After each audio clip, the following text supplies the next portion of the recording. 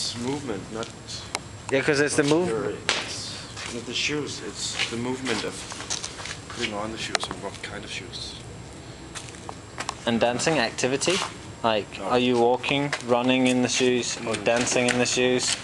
Maybe I could have different colors to indicate at your friend's house that now you're dancing, now you're running, or now you're walking. Yeah.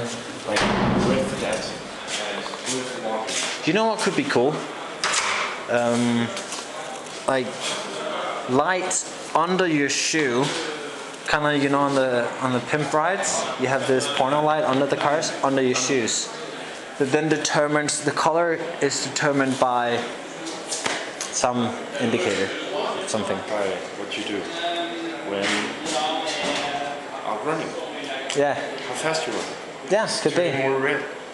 Yeah. That could be cool. And then, but by the length you travel. Like for instance, yeah, if you definitely. run 5 kilometers.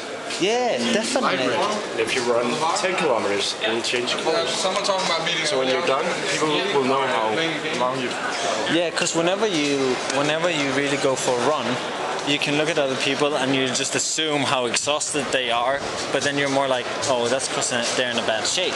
Yeah. But it could be the distance. Definitely so. The color of your shoe could indicate how far you've been running.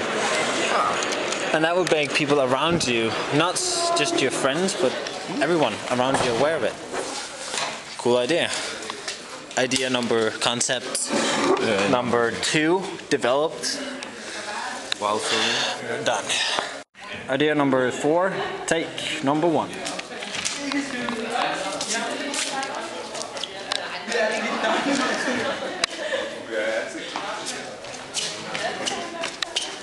Det er karakter,